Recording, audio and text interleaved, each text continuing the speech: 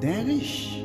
Pour vous dire que Dieu aime et souhaite que vous soyez riches partout où vous soyez bien-aimés. Et c'est la volonté du Seigneur. Certains hommes de Dieu, Dieu ne les donne pas la richesse financière parce qu'il veut qu'ils puissent les maintenir puissants dans le monde spirituel. Le cas du prophète Élisée, lorsque Naaman est venu, le prophète Élisée a refusé de prendre la richesse de Naaman parce qu'il voulait se maintenir puissant dans le monde spirituel afin que Naaman soit guéri. Et il a dit à Naaman de faire quoi? D'aller se jeter dans le Jourdain cette fois.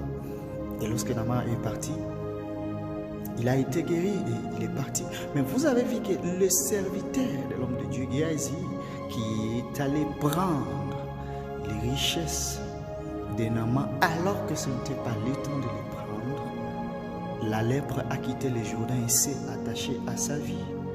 Bien-aimé, certaines choses, Dieu ne le fait pas parce qu'il veut vous maintenir puissant dans le monde spirituel. Il ne veut pas te donner la richesse pour te perdre, mais il veut vous maintenir puissant. Alors quand tu es un homme de Dieu averti, tu ne vas pas te précipiter à te fabriquer des bénédictions, à te fabriquer des richesses, alors que ce n'est pas la volonté de Dieu. Non, non, bien-aimé. Quand tu es dans le royaume de Dieu, tu es dans le royaume des riches. Jésus lui-même, il est riche. Il est riche par excellence dans le royaume de Dieu. Alors il faut s'attacher à Dieu, bien-aimé, et il va te confier la richesse. Il faut être comme Job, parce que Job, il craignait Dieu, il avait un amour vraiment extrême pour Dieu, il était attaché à Dieu.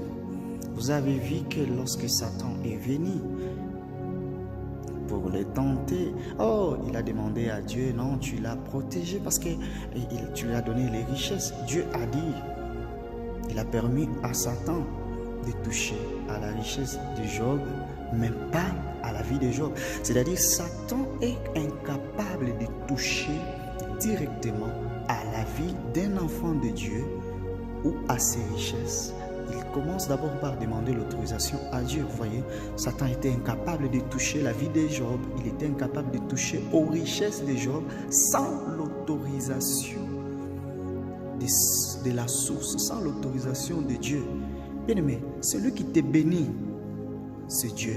Il est la source. Mais pourquoi seulement pour un gobelet que tu as puisé, tu refuses de retourner à la source? Tu refuses d'être attaché à la source. Et Job s'est attaché à Dieu malgré que la richesse était détruite. Il s'est attaché à Dieu plusieurs fois, jusqu'à ce que Dieu lui a rémunéré, il lui a donné plus de richesses. Pourquoi? Il était attaché à Dieu. Votre attachement à Dieu vous protège dans tout dans votre vie, et cela est pour toujours. Et Job a été béni. Le Seigneur lui a beaucoup béni à cause de son attachement.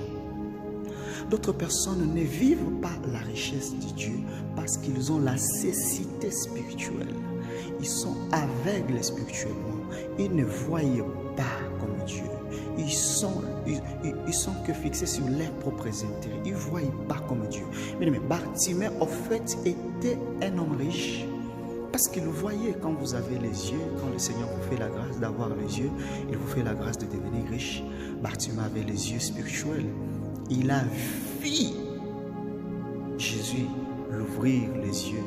Alors cela a conditionné sa bouche à crier.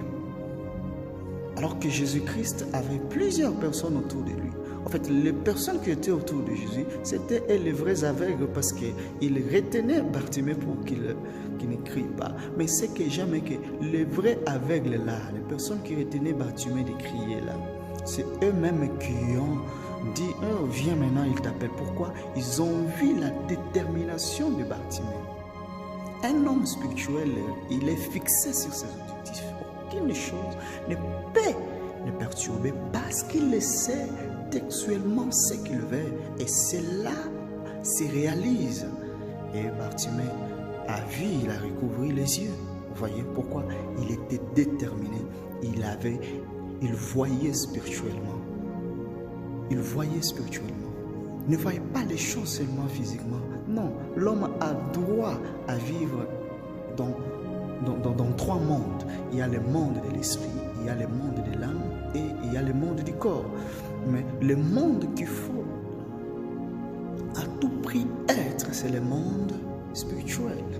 Quand vous êtes béni spirituellement, même au niveau de l'âme, vous serez béni, même au niveau du corps, vous serez béni. Vous voyez? Donc c'est la volonté de Dieu que vous soyez bénis, c'est la volonté de Dieu que vous prospérez à tous égards, c'est la volonté de Dieu que tu sois riche. Parce que Dieu aime notre délivrance.